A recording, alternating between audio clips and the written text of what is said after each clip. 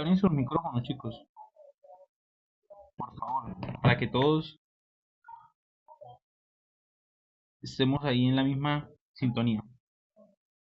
Vamos, vamos, ¿quién se anima? ¿Quién se anima a darnos características?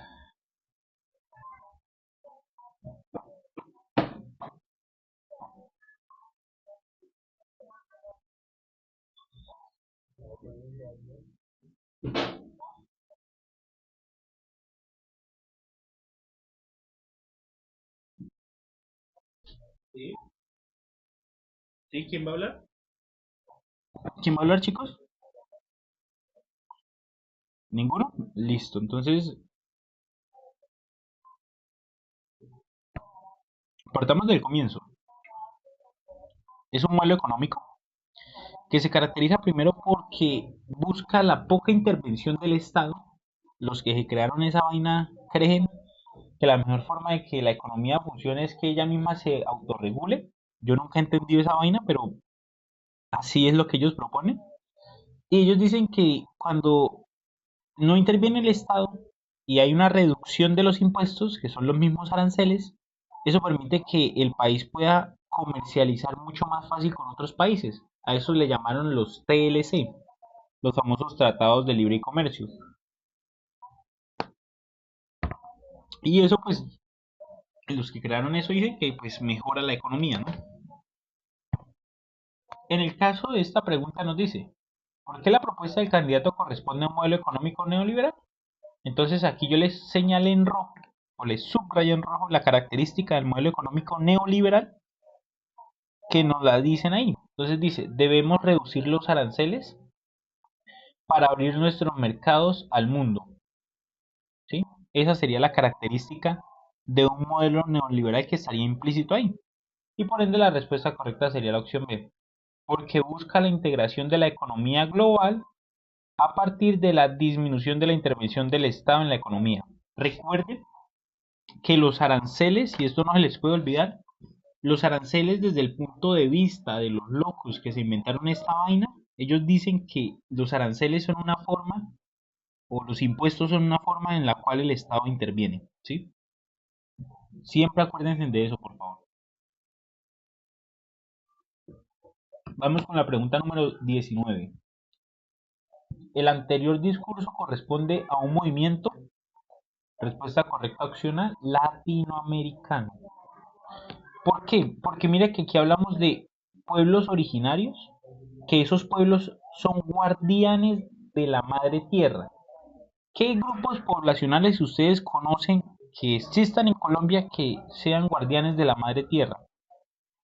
Los grupos indígenas, ¿cierto? Entonces los grupos indígenas son latinoamericanos. Están los incas en Perú, ¿sí? Están los guayú en Colombia. Obviamente en Colombia hay muchos más. Eh, Están los aztecas en México, ¿sí? Entonces, todo este discurso corresponde a grupos indígenas latinoamericanos que buscan reivindicar su existencia siglos después de la resistencia indígena que hubo después de la conquista de los españoles. ¿Listo? ¿Preguntas ahí, dudas? ¿Algo que no quede claro? En Canadá también hay grupos indígenas. Canadá. 20. ¿Cuál de los siguientes enunciados señala una diferencia fundamental en el objetivo de las demandas del MPC y el PHRP? O sea, la promoción de la vivienda realmente pública. ¿Qué marcaron, chicos?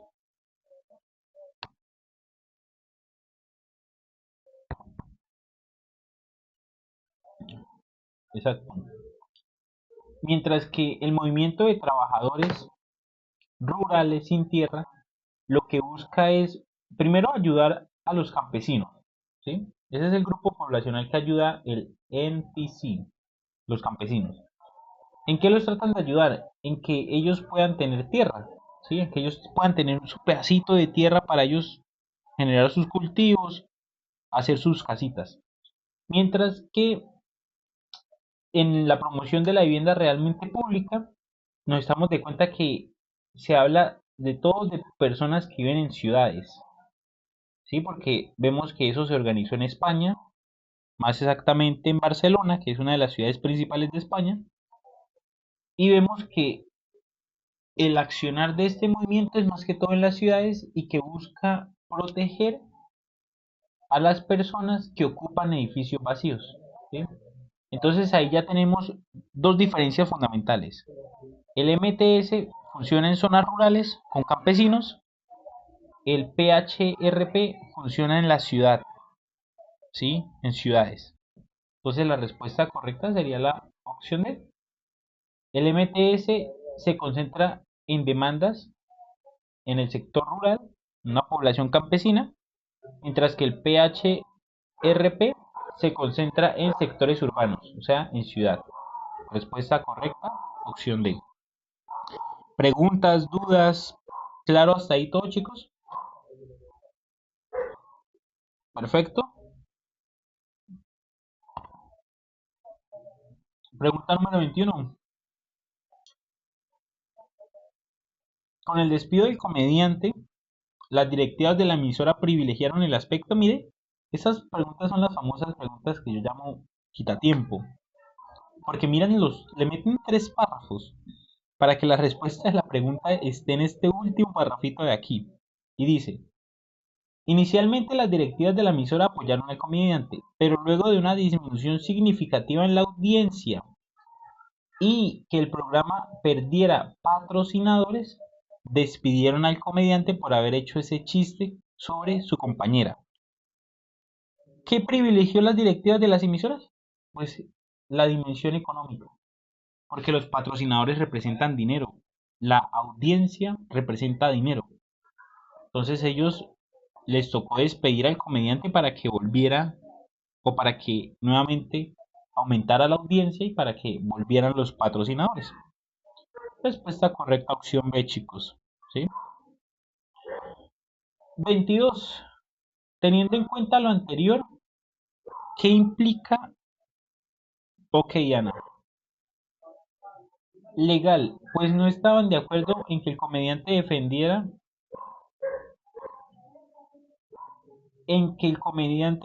de la forma en que lo hizo su derecho a la libertad de opinión y expresión. Ojo, no es legal porque el comediante se pasó. Si ustedes analizan todo lo que hizo aquí, el tipo se burló de su compañera, el tipo ofendió a su compañera, ¿sí?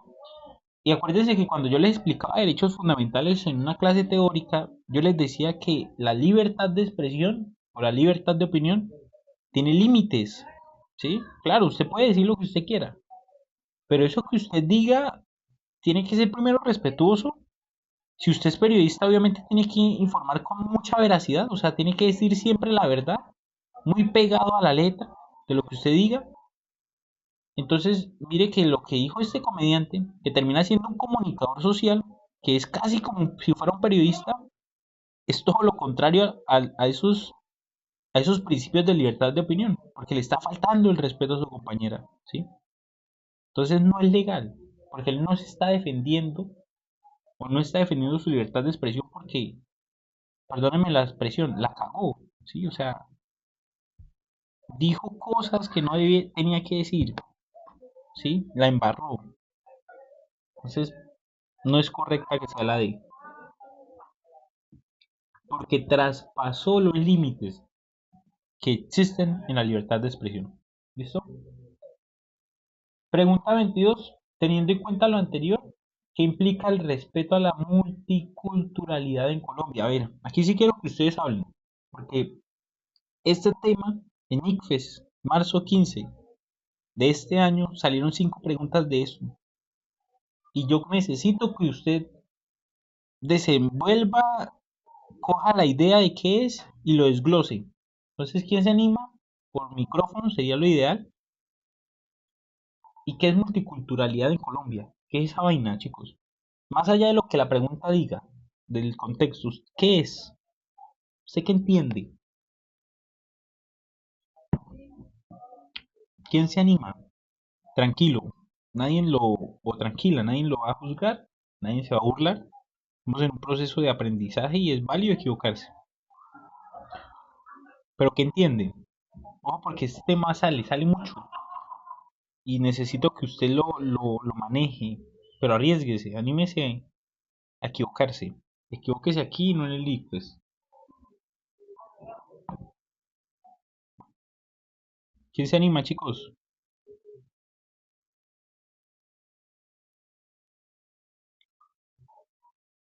¿Listo? ¿Quién se anima?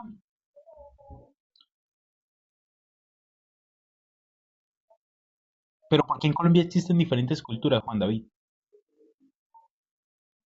Vamos, desglose, desglose. Tú puedes.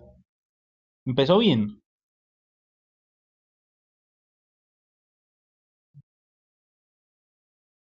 Ujú, sí. ¿Y por qué crees que es importante ese respeto? Tu criterio.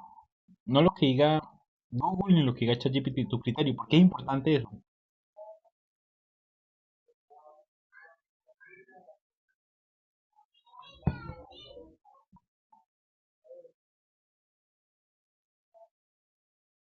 ¿Por qué creen ustedes que es importante eso, chicos?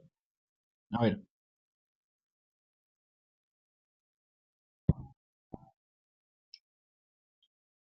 ustedes saben, una de las consecuencias importantes del conflicto en Colombia es que nosotros nos matamos por pensar diferente. ¿Ustedes no han analizado eso?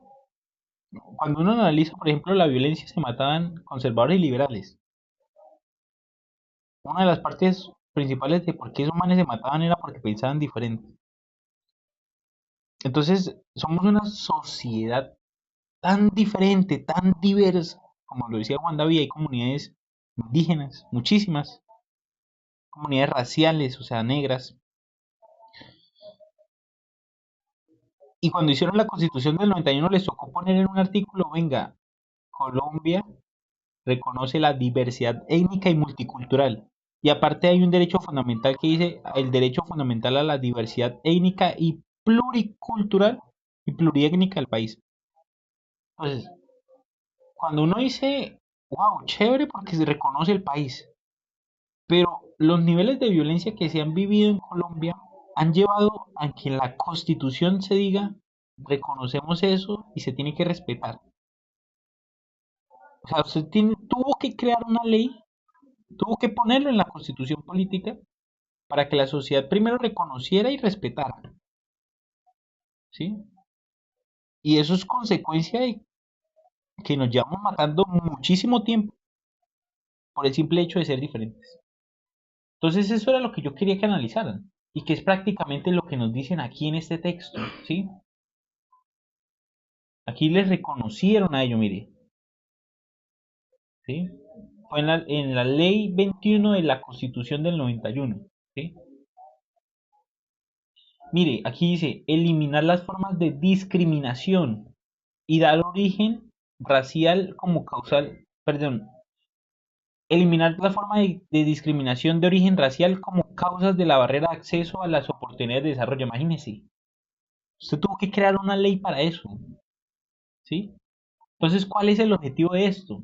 Que el reconocimiento a esa diversidad que hay en Colombia se hace con el fin de entender que nuestro territorio, en Colombia, habitan grupos étnicos diferentes y que cada uno de esos grupos étnicos diferentes tiene su propia cultura, tradición, creencia, ¿sí?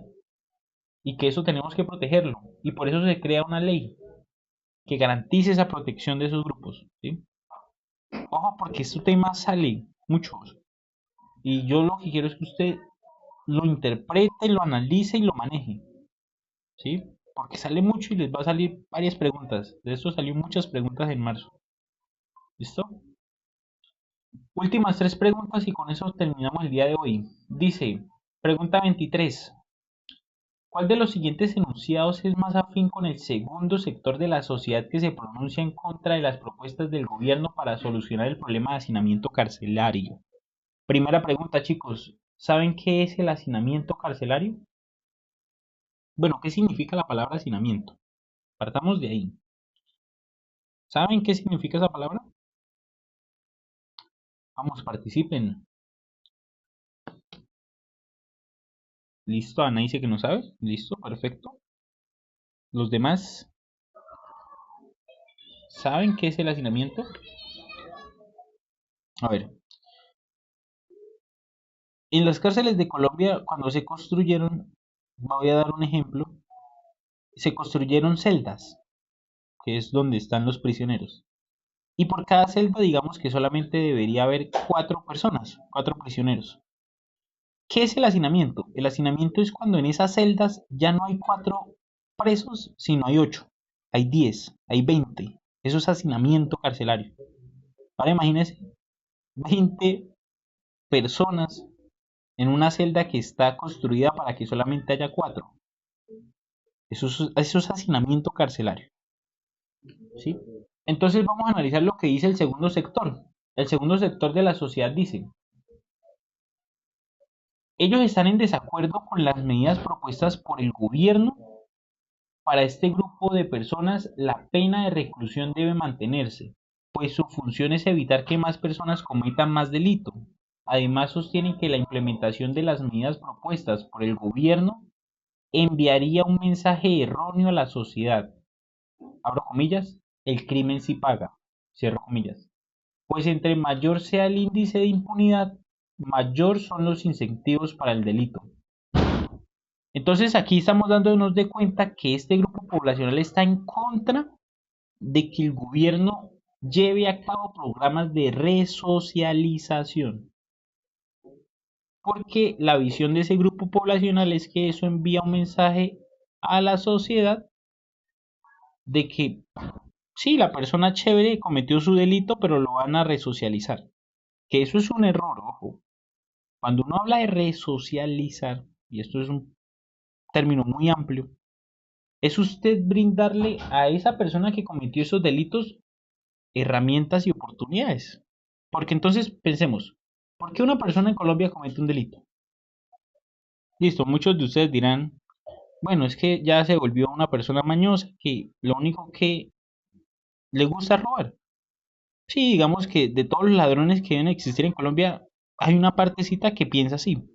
Pero también hay un componente muy importante de personas que terminan robando por necesidad. Y roban por necesidad porque es el único oficio que ellos aprendieron en su vida para poder ganarse la comida, ¿sí? Es una realidad también. Entonces, cuando ustedes son personas que escogieron robar porque encontraron que era una forma de ganarse el sustento, ¿sí? Porque era la única oportunidad que les pareció fácil, pues usted tiene que brindarle procesos de resocialización. ¿Y cómo usted resocializa a una persona? Pues dele estudios, enséñele un oficio, ¿sí? Enséñele un arte, algo que cuando él cumpla su pena pueda salir a la sociedad y conseguir un trabajo, ¿sí? Entonces lo que encontramos aquí, respuesta correcta opción A, es que ese grupo está en contra de que a esas personas se les resocialice, ¿sí? Entonces en este caso la respuesta correcta sería la opción A. El Estado debe mantenerse fuerte y firme en sus principios. ¿A qué hacen referencia con esto de mantenerse fuerte y firme en sus principios? Pues que las penas se sigan manteniendo. Si una persona se le condenó a 10 años de prisión, que cumpla 10 años en la cárcel, ¿sí? Y no someterlo a ningún tipo de negociación. ¿A qué hacen referencia con la negociación? A la resocialización. Ojo, ¿sí? Pregunta 2, perdón, 24. ¿Cuál de los siguientes enunciados es más afín con la razón expuesta por el primer sector de la sociedad sobre la propuesta del gobierno para solucionar el problema de hacinamiento carcelario?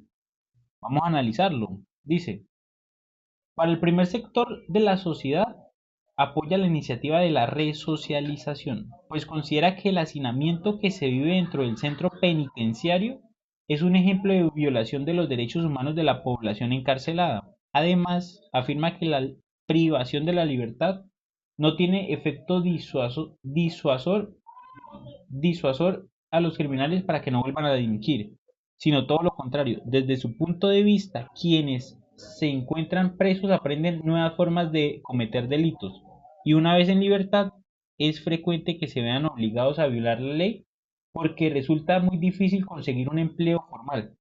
Entonces, ¿qué es lo que estamos viendo aquí? Que este primer grupo sí apoya la resocialización. Ellos sí apoyan que a ese grupo poblacional le brinden herramientas que les permita aprender un oficio. Entonces, la respuesta correcta sería la opción C. En materia de justicia resulta tan importante resocializar a los delincuentes como castigarlos con la privación de la libertad. Sí, es que aquí nos meteríamos con un tema mucho más profundo, pero para resumírselos, un sector político muy importante en Colombia cree que la única forma de acabar el delito es meta más y meta más y meta más cárcel y más cadena y eso es la solución para ellos, pero ellos solamente ven eso, no analizan que debe haber un proceso de resocialización, ¿sí? Y que la sociedad también tiene que entender que son seres humanos que se equivocaron, ¿sí? Eso no justifica que cometan un delito, pero se equivocaron y que hace parte de la sociedad. Venga, echémosle la mano, brindémosle alguna solución para que mejore y que cuando vuelva a salir a la sociedad no cometa ese delito, ¿sí? Pero es todas tenemos una visión muy anterógrada, ¿sí? De lo que debería ser justicia. Esa sería la respuesta de la 24. Y la pregunta 25 dice, si se implementa la propuesta del tercer sector, ¿cuál sería su impacto en el proceso de resocialización de los futuros expresidiarios? Entonces dice la opinión del tercer sector. Del tercer sector de la sociedad le presenta al gobierno la propuesta alternativa de construir más cárceles. De esta manera se soluciona el problema de hacinamiento sin necesidad de recurrir a una excarcelación masiva. Pues sí, si usted construye más cárceles, pues eso permite que a largo plazo ya en esa celda ya no hayan 20 personas, sino estén las 4 personas que deberían estar por celda. Entonces, disminuye el hacinamiento, ¿sí? Porque pues ya disminuye la cantidad de personas que debería haber por celda, pero en materia de resocialización no se hace nada, porque usted solamente está construyendo celdas. Si usted quisiera mejorar un proceso de resocialización, pues cree programas educativos para personas privadas de la libertad, enséñeles oficio, enséñeles un idioma, cosas que les sean útiles en su vida para que la apliquen cuando terminen de cumplir su pena. Entonces la respuesta correcta sería la opción A. Sería poco significativo, porque esta propuesta se concentra solamente en el problema de hacinamiento, ¿sí? Solamente mejora el hacinamiento carcelario, no mejora más nada. Respuesta correcta, opción A. Chicos, esta sería la clase del día de hoy. Dudas, preguntas, quejas, reclamos, sugerencias. ¿Bien? ¿Les gustó? ¿Aburrido? ¿No aburrido?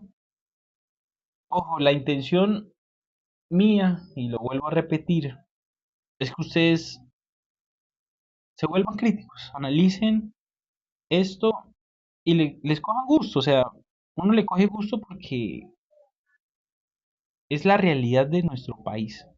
Todos los días, esto pasa en Colombia.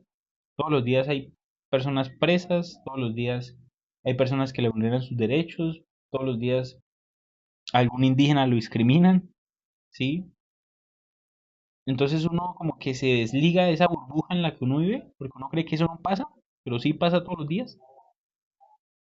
Y cójale gusto, entienda que el proceso de esto no solo le va a servir para su hijo, le va a servir más adelante para su carrera, cuando le toque generar su propio criterio ya como estudiante de una universidad y como profesional y etcétera, etcétera, ¿sí? Esa es la invitación. Espero les haya gustado mi clase. Ya les comparto el PDF. No siendo más, no les quito más tiempo. Que tengan muy buena noche. Nos vemos la próxima semana. Hasta luego. ¿Listo? Feliz noche para todos. Y gracias a las personas que participaron. ¿Listo? Hasta luego.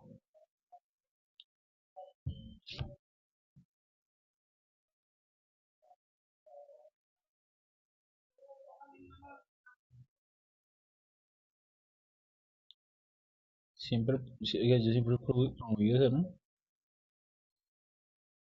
Siento que es la base, es la esencia. Es que intentar en blanco. Administrar páginas. Esta.